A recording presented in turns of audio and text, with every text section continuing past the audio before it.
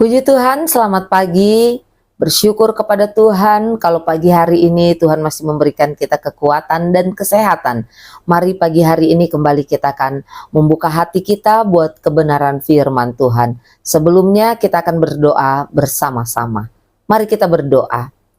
Bapa yang baik, hati kami limpah dengan syukur saat pagi hari ini karena Tuhan masih mengaruniakan kami kesempatan, Tuhan masih menganugerahkan kami kuat dan sehat. Sehingga Tuhan pagi hari ini kami mau mengawali hari kami dengan firman-Mu. Tuhan tolong kami supaya kami bisa membuka hati buat firman Allah.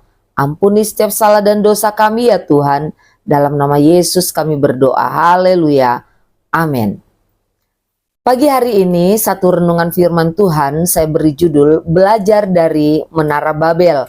Dan kita akan membaca di dalam Kejadian 11 ayatnya yang keempat. Firman Allah berkata demikian.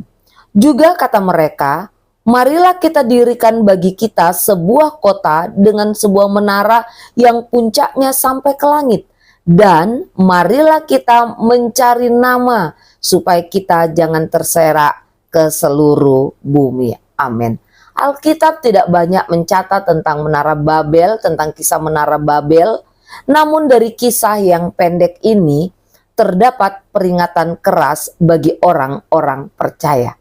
Pada waktu itu ada keinginan yang sangat jelas dicatat di dalam ayat ini. Keinginan manusia, ya, keinginan hati manusia yang dicatat dengan sangat jelas dalam ayat ini.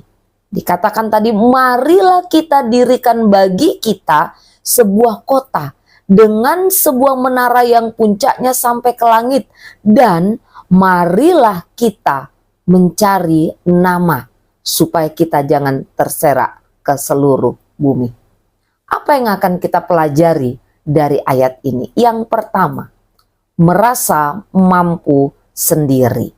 Di dalam Kejadian 11 ayat yang keempat, khususnya bagian A, ada kalimat yang berbunyi, marilah kita dirikan. Dengan sangat jelas ayat ini berkata, marilah kita dirikan. Tidak ada penyebutan nama Allah, nama Tuhan di dalam ayat ini. Mereka tidak mencari kehendak Tuhan. Artinya apa? Manusia merasa mampu untuk mengatur hidupnya sendiri. Merasa tidak membutuhkan pimpinan Tuhan untuk membangun sebuah menara. Karena apa? Menganggap diri kuat, bisa tanpa Tuhan. Dan ini berbahaya. Ketika saya dan saudara merasa mampu tanpa Tuhan, itu akan membuat tujuan hidup kita bergeser. Dari yang seharusnya memuliakan Tuhan menjadi memuliakan diri sendiri. Saudaraku yang terkasih dalam Tuhan Yesus Kristus, hari ini kita ada di hari pertama bulan Desember. Tidak lama lagi kita akan merayakan Natal. Ada banyak persiapan-persiapan yang sudah, yang sedang, dan akan kita kerjakan. Mungkin tanpa sadar kita sedang membangun sesuatu tanpa melibatkan Tuhan. Karena apa? Kita merasa hebat, kita merasa pintar, kita merasa kuat, kita merasa bisa tanpa Tuhan. Berhati-hatilah. Dan yang kedua, kita belajar mencuri kemuliaan Tuhan. Kejadian 11 ayat 4b berkata, marilah kita mencari nama, menjadi terkenal, dihormati, dipuji. Inilah yang dikejar oleh manusia pada waktu itu dan tentunya juga di hari-hari ini, ya.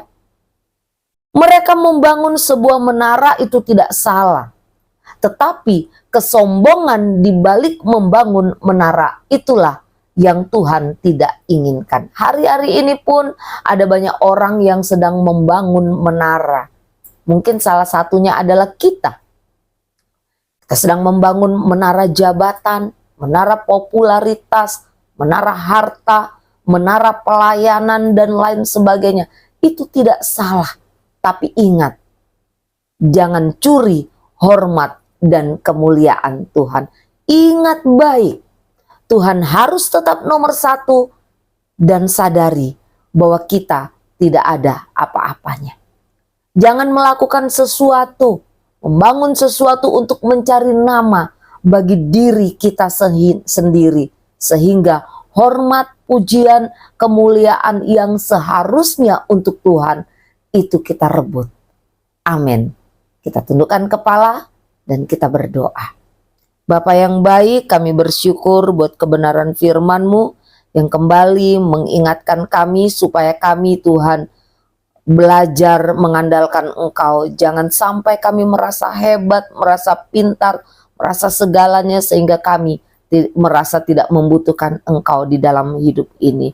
Ajar kami juga Tuhan, di dalam segala hal yang kami kerjakan, untuk kami tidak mencuri hormat-Mu, bahwa kami menyadari Tuhan, bahwa Engkau di atas segala-galanya. Bapa yang baik, kembali menyerahkan hidup kami dalam tangan-Mu, dalam pimpinan-Mu di sepanjang hari ini. Jadilah apa yang Engkau inginkan di dalam setiap hidup kami. Terima kasih banyak Bapa, ampuni setiap salah dan dosa kami.